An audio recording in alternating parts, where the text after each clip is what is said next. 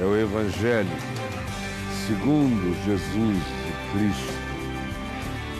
o Cristo Senhor de todas as coisas, o Verbo eterno, a verdadeira luz, aquele em quem todas as existências são.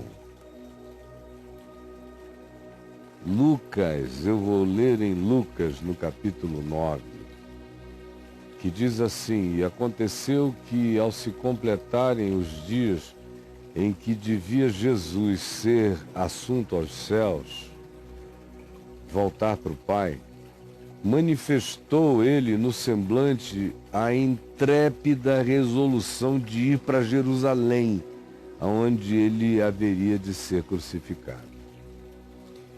Então ele enviou mensageiros que o antecedessem. Indo eles, entraram numa aldeia de samaritanos, na Samaria.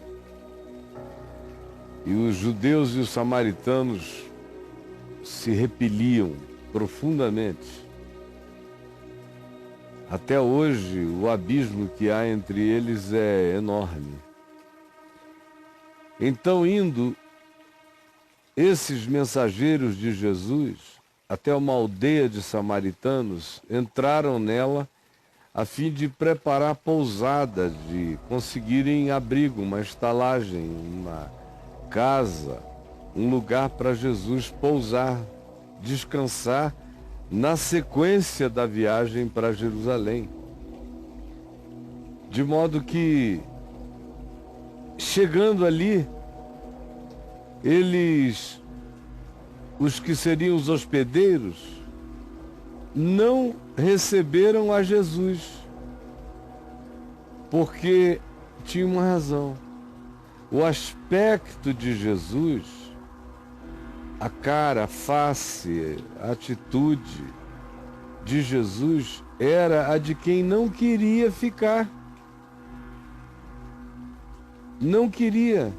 Eles tinham preparado uma pousada, 2 mensageiros tinham ido preparar um lugar, arranjaram tudo, acordaram, mas quando Jesus chegou, os hospedeiros disseram: não, deixa ele ir, porque viram no rosto dele que ele não queria ficar, que o desejo dele era prosseguir a jornada para Jerusalém. Então disseram: não, passa, pode ir, não fica aqui não, não se obrigue a ficar aqui. Vendo isto, os discípulos Tiago e João, que eram 2 irmãos discípulos de Jesus, apóstolos assim designados, perguntaram a Jesus, quando ouviram essa palavra dos samaritanos, que estavam apenas dizendo: não precisa ficar aqui, pode ir adiante. Por observarem que o rosto de Jesus e tudo em Jesus, a linguagem corporal de Jesus, indicava que ele não queria parar, queria seguir para Jerusalém. Mas Tiago e João perguntaram: Senhor, queres que mandemos descer fogo do céu para os consumir? É um negócio da pesada. É um perigo horrível quando aquele que anda com Jesus, que recebeu uma designação, uma unção, um chamado, uma indicação de atividade na relação com o mundo, quando ele acha que isso dá a ele alguma prerrogativa de juízo, de violência. Queres que façamos descer fogo do céu para os consumir, para liquidar com esses que disseram: não, pode passar, não fique aqui, por terem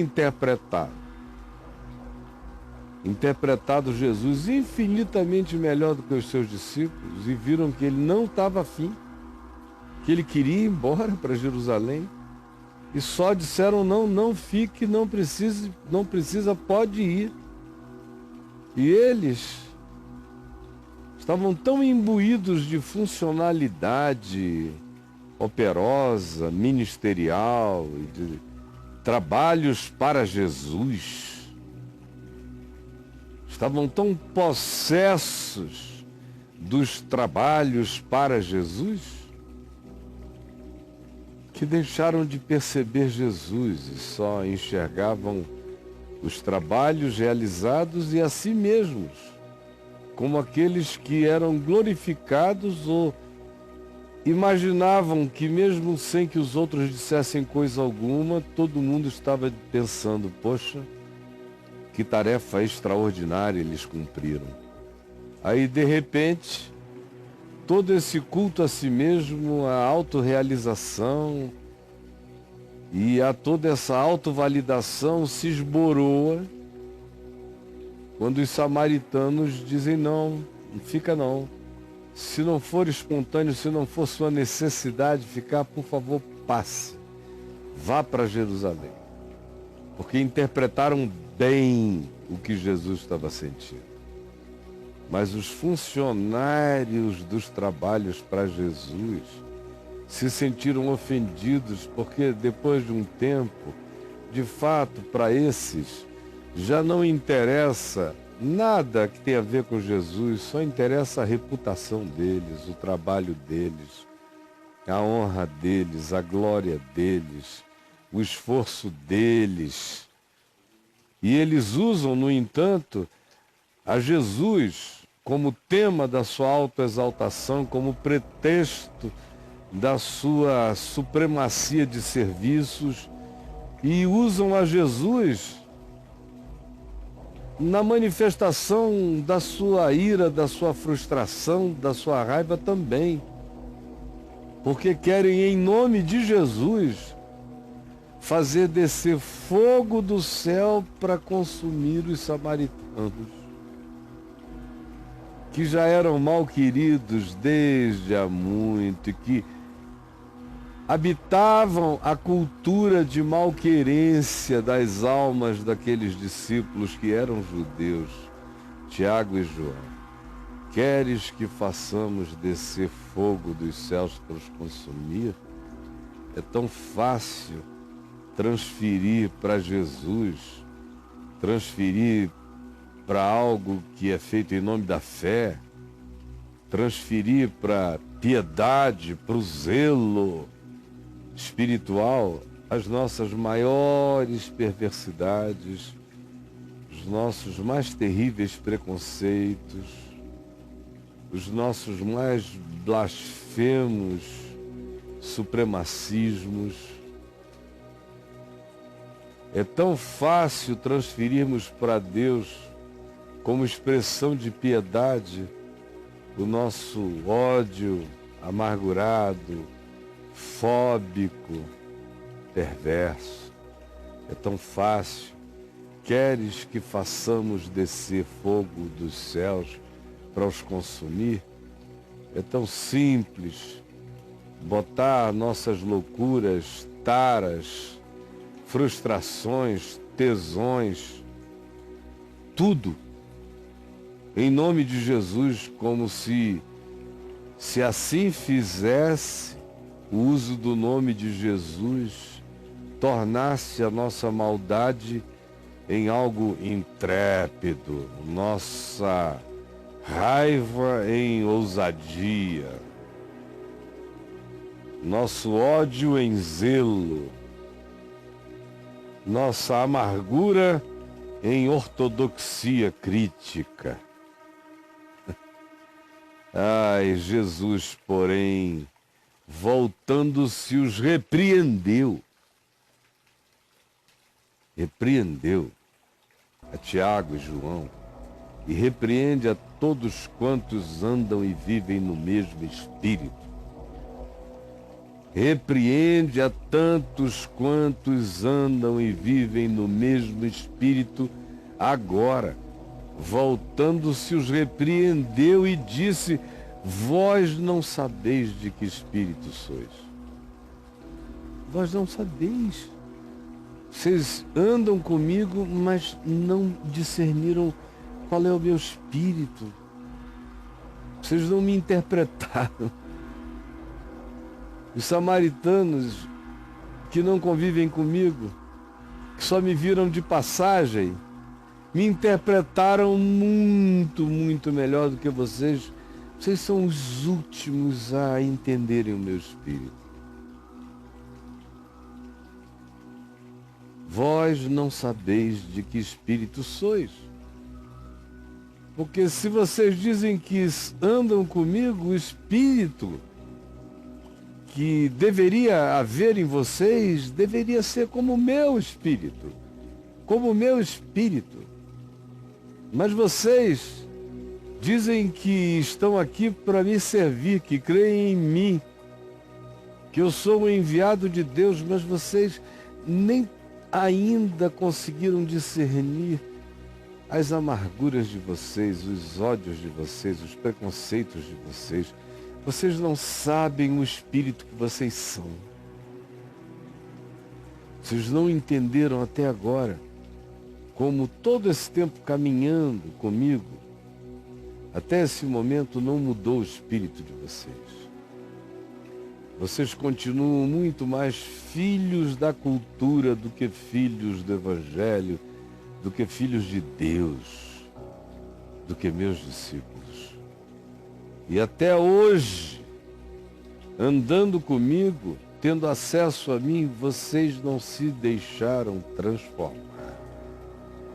Nem se compreendem e jactam-se daquilo que vocês não entenderam, não discerniram, nem conheceram até agora.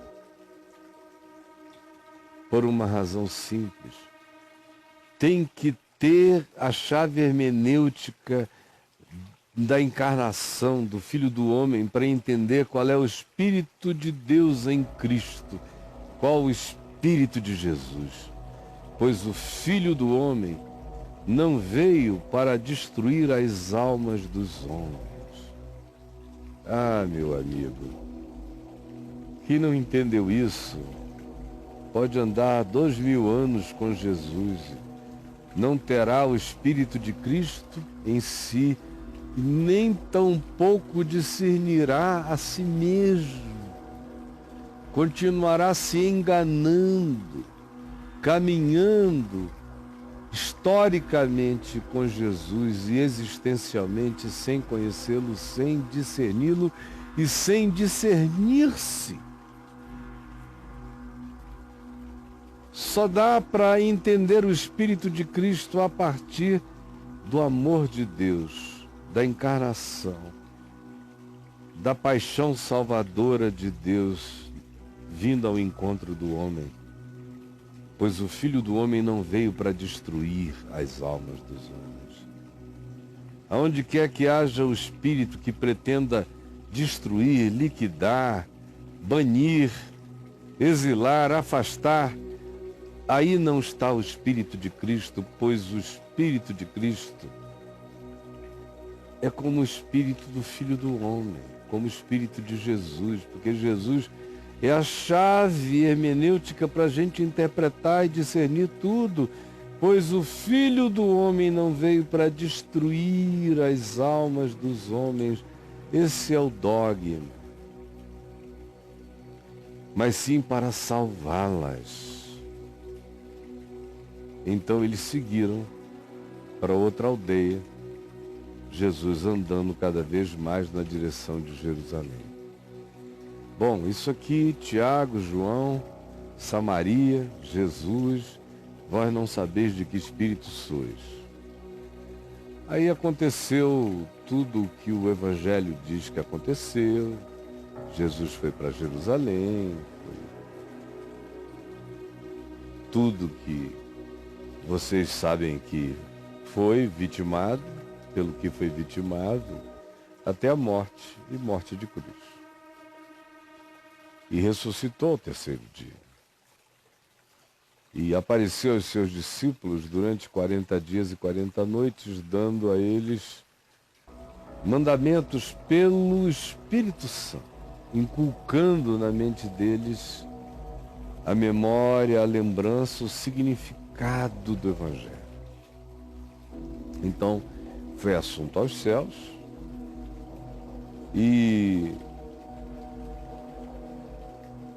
logo depois de ser assunto aos céus, chega o dia de Pentecostes. E eles estavam, eles que eu digo os apóstolos, com as mulheres,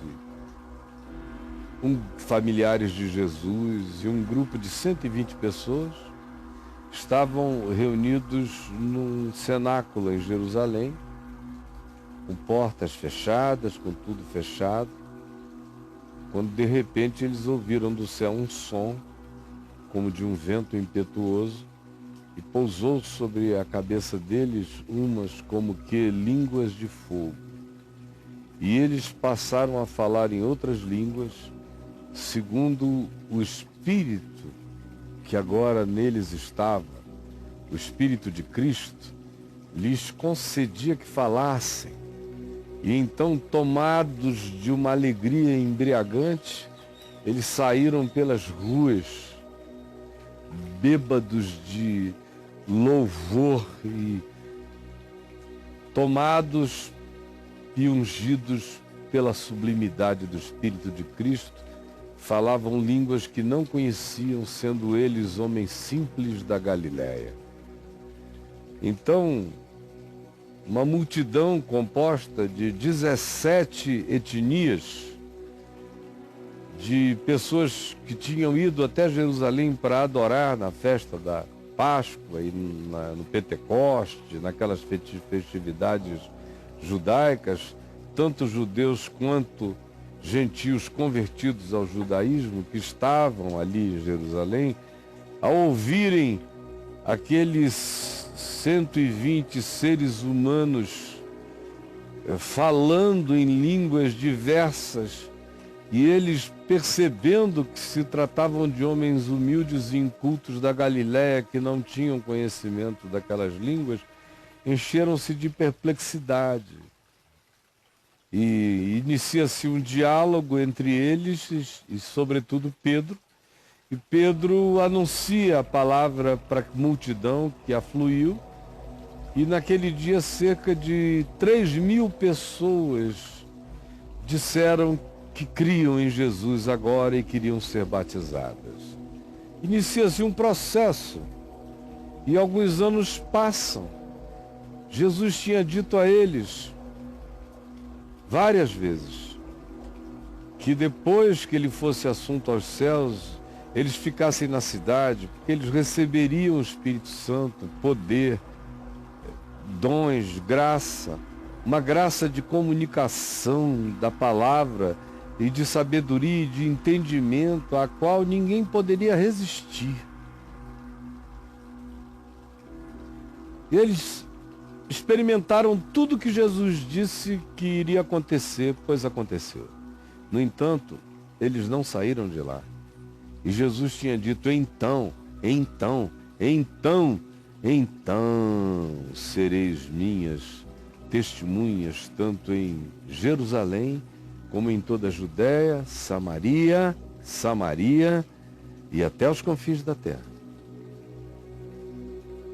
Não saíram por anos, formaram uma comunidade fechada e foram gostando de ver que alguns sacerdotes do templo de Jerusalém começaram a se converter, como diz Atos 6:6, obedecer à fé.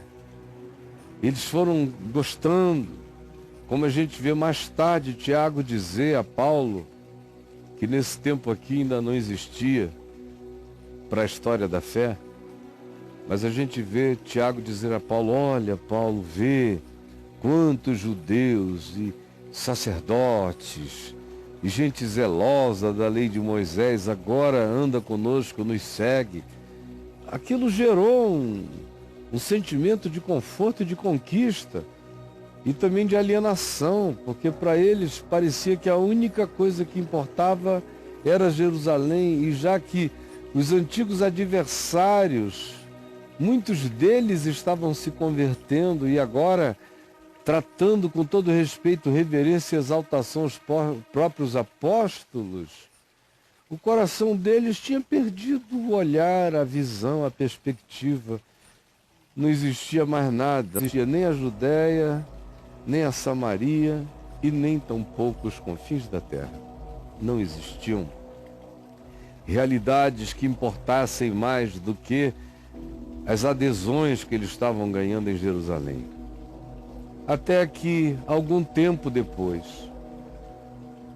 por causa da pregação ousada de um homem chamado Estevão, que resolveu enfrentar a hipocrisia de muitos sacerdotes que tratavam supostamente agora a fé em Jesus como uma coisa amena, Estevão e pega com o dia e anuncia com tamanha intrepidez e intensidade a palavra do Evangelho, que os espíritos ocultados na dissimulação com apóstolos e os apóstolos honrados com o conforto daquele tipo de imitação estava. Quando esses espíritos foram provocados pela espada do Evangelho na boca de Estevão, levantaram-se com um ódio acirrado e mataram Estevão e o apedrejaram. E é quando Saulo de Tarso entra em cena, começou ele a ser mencionado como alguém que tinha guardado as roupas dos que, pegando nas pedras, mataram por apedrejamento Estevão. Aí se diz que começou uma perseguição.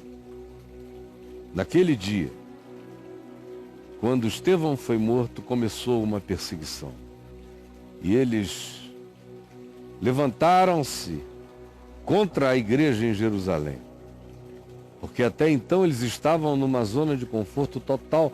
Voltariam a estar depois de um tempo também, como a gente veria se fôssemos até lá em Atos 15, 16, depois Atos 19, 20. Mas naquele dia, quando Estevão morreu, levantou-se uma grande perseguição contra os que confessavam o nome de Jesus em Jerusalém. E todos, exceto os apóstolos, foram jogados, semeados, fugiram. O texto grego diz, foram semeados pelas regiões da Judéia e da Samaria. Aí o que aconteceu é que continua a perseguição, a assolação, tem alguns fatos paralelos. Aí se diz no verso 9 do capítulo 8 de Atos, que havia certo homem chamado Simão, que praticava na Samaria muitas mágicas, e o povo se deixava enganar por ele. Ele se mostrava como grande figura pública, em iminência parda poderosa, ao qual todos davam ouvidos, do menor cidadão ao maior cidadão, dizendo que aquele homem era o poder de Deus, chamado grande poder. E a ele aderiram muitas pessoas e ele as iludia com mágicas feitas em nome de Deus. Quando, porém, Filipe, que era um dos diáconos de Jerusalém, chegou a Samaria pregando o Evangelho, muita gente em Samaria que antes seguia esse Simão o mágico, que os enganava com magia, sugestões, hipnoses, quando Filipe pregou e os evangelizou acerca do reino de Deus e do nome de Jesus, muitos crendo começaram a ser batizados, homens como mulheres. E o próprio Simão, o mágico, o indivíduo que usava de artifícios de impressão para sugestionar o povo, disse que abraçou a fé, disse. E tendo sido batizado, também foi batizado, acompanhava Filipe bem de perto, querendo ver qual era a trucagem de Filipe, observando extasiado os sinais e os milagres que Filipe praticava em nome de Jesus, ou impondo as mãos em nome de Jesus. Então, lá em Jerusalém, preste atenção, lá em Jerusalém, ouvindo os apóstolos que estavam em Jerusalém, que Samaria recebera a palavra de Deus, enviaram Pedro, não Tiago, enviaram Pedro e João. João, aquele que estivera em Samaria, junto com seu irmão Tiago, perguntando a Jesus, zangados que estavam, tendo feito todas as transferências que fizeram naquele dia, naquela ocasião, se eles podiam invocar fogo do céu para consumir, para destruir os samaritanos. João, aquele João, agora, anos depois, é enviado a Samaria, porque os samaritanos tinham crido na pregação do evangelho feita por Filipe. Então os apóstolos de Jerusalém enviaram esses dois outros, Pedro e João, e lá vai João. Última vez que João tinha estado lá, ele tinha feito uma oração de ódio. Agora se diz, os quais, Pedro e João, descendo para lá, porque é uma descida de Jerusalém para Samaria, oravam por eles, não mais dizendo, Senhor, Tu queres que desçamos fogo do céu para os consumir, para então ouvirem Jesus dizer, repreendendo-os, vós não sabeis de que espírito sois, pois o Filho do Homem não veio para destruir as almas humanas, mas sim para salvá-las. E agora, João está lá, orando. Desceu, orando, não para que viesse fogo dos céus sobre a cabeça deles, mas para que recebessem o Espírito de Cristo, que antes da última vez João não conhecia para si mesmo, porque ele estava cheio da sua própria carne, do espírito, da sua arrogância, do seu preconceito, da sua cultura ungida em nome de Jesus de maneira totalmente equivocada e blasfema. Mas agora ele sabia de que espírito era. Agora ele discernia qual era o Espírito de Cristo. Agora ele sabia que de Deus não se pede o fogo do céu para consumir, para destruir ninguém. Ele aprendera. Portanto, orava para que recebessem o Espírito Santo. E muita gente aqui conosco, vivendo em nome de Jesus, em nome do Evangelho, no mundo inteiro, cada vez mais, cristãos que dizem que querem que os mandamentos de Deus se cumpram na terra e que a vontade de Deus seja feita, por isso desejariam que todos os samaritanos do planeta fossem eliminados, que todos os diferentes, que todos os esquisitos, que todos os detestáveis, que todos os que fossem e sejam objeto do nosso preconceito, que todos os que não caem dentro das padronizações que nós estabelecemos, que todos esses que não entram na nossa forma, nem se alinham nas nossas ordens unidas e que não acolhem os nossos protocolos, nós desejaríamos que todos esses fossem tirados, no mínimo, da nossa frente. Melhor seria se fogo caísse do céu para os consumir. Isso hoje faz parte de política de Estado em muitos lugares do mundo, praticada em nome de Deus, em nome de Jesus, em nome de Alá, em nome de alguma divindade. E Jesus diz, vocês não sabem de que espírito são. Em meu nome não façam isso, porque eu não vim para destruir almas humanas, eu vim para salvá-las.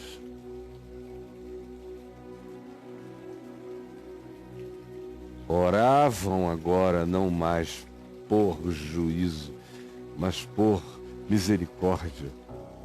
Não mais para que fossem consumidos, mas para que fossem santificados.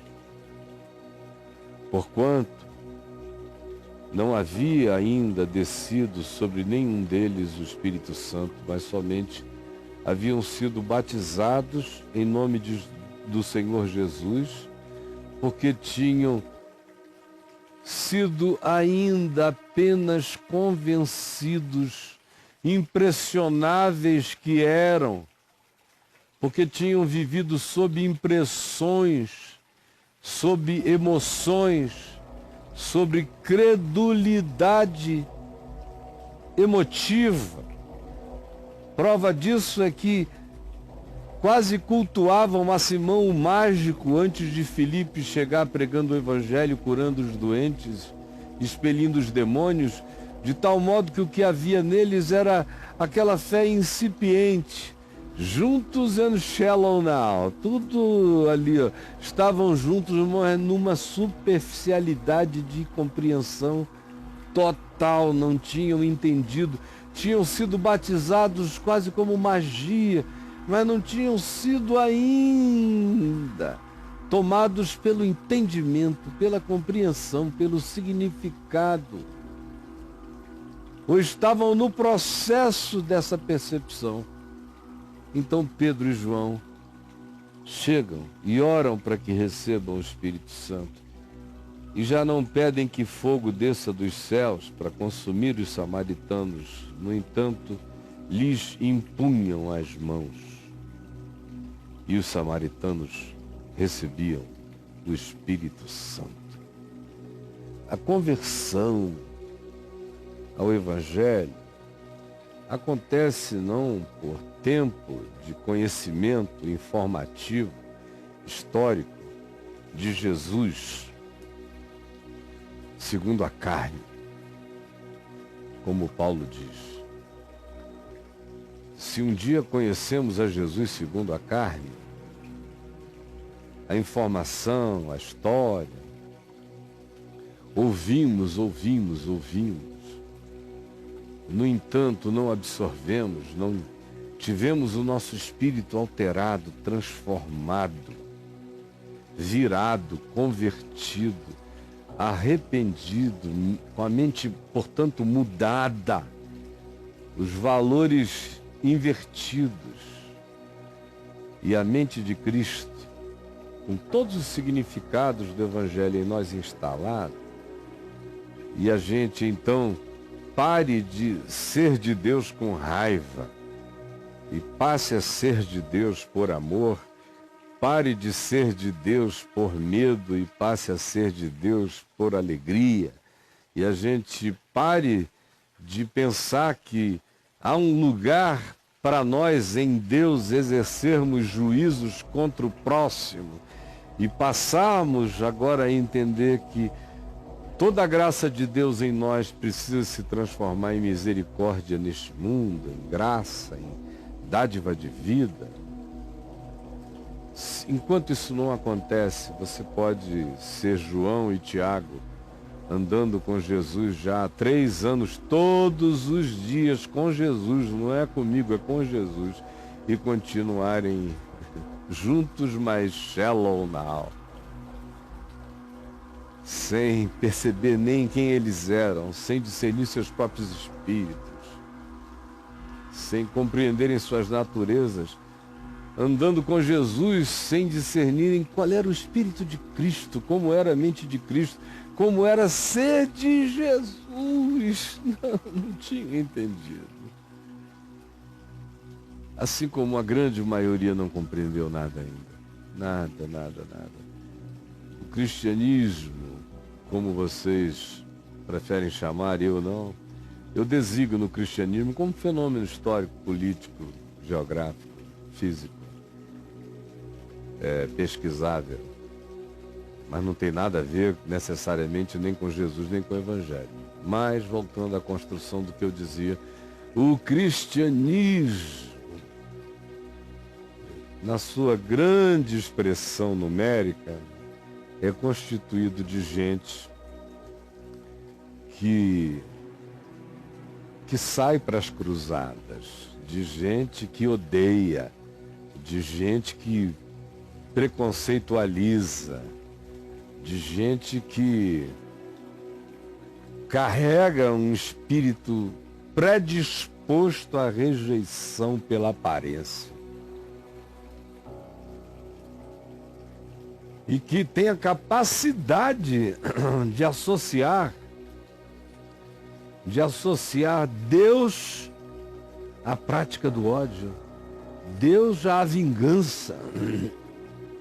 Tem a capacidade de associar Deus ao juízo com o qual eles julgam o próximo e, quando podem, com o qual eles executam o juízo na vida do próximo. Portanto, a quase todos os cristãos, Jesus se volta e repreende, dizendo: vós não sabeis de que espírito sois. Não sabeis. O meu espírito não está em vocês. Vocês podem falar em línguas, profetizar, sapatear, virar peão, fazerem o que vocês quiserem. Vocês não me conhecem.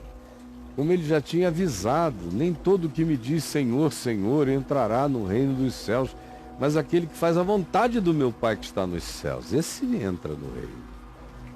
Naquele dia muitos virão em meu nome e dirão: Senhor, em teu nome nós profetizamos, em teu nome nós expelimos demônios, em teu nome nós realizamos muitos milagres. Eu, porém, lhes direi explicitamente: eu nunca vos conheci. Apartai-vos de mim, vós que praticais a iniquidade, mesmo que vocês façam isso em meu nome, ou que junto a isso vocês façam outras coisas que vocês acham que estão me enternecendo. Vocês são maus, mas acham que se praticarem expulsões de demônios, vocês conquistam créditos de tal ordem diante de mim, vocês podem pecar por vidas inteiras e serem cínicos e hipócritas. Eu, no entanto, quero lhes dizer: eu nunca vi vocês antes. Nem mais gordos, nem mais magros, eu não os conheço. De lugar nenhum. É isso que choca, é que o cristianismo tem um poder de perversificar o cristão, que acha que porque está naquele fluxo e ele atribui àquele movimento histórico a representação de Jesus, ele acha que por esse simples fato, tudo que tinha que acontecer de Deus na vida dele já aconteceu. E na realidade nada aconteceu ainda. Até que você mesmo entenda qual é o Espírito de Cristo, para que o seu espírito se convirta ao Espírito de Cristo. E você ganhe a mente de Cristo. E você passe a olhar e interpretar com os olhos de Cristo. Para que você ande nele, segundo ele, em Cristo Jesus. Para que você seja dele, de fato, um discípulo, e não apenas uma falsificação apócrifa de um discipulado que nunca aconteceu. Eu sei que eu não estou falando para muita gente, eu estou falando para muito pouca gente. Mas eu espero em Deus que essa palavra converta João. E agora, João, Senhor Jesus, por favor, todo mundo já entendeu, permite que cada um tenha coragem de levar para o coração e de invocar no coração o Espírito de Cristo, o Espírito de Jesus, o Espírito Santo, que é o Espírito do Evangelho, que é segundo o Evangelho, que é como Jesus. E se for diferente de Jesus, não é de Cristo e nem é santo. Por favor, realize isto agora, no coração de muitos, por graça e milagre teu. É o que eu te imploro, em nome de Jesus. Amém.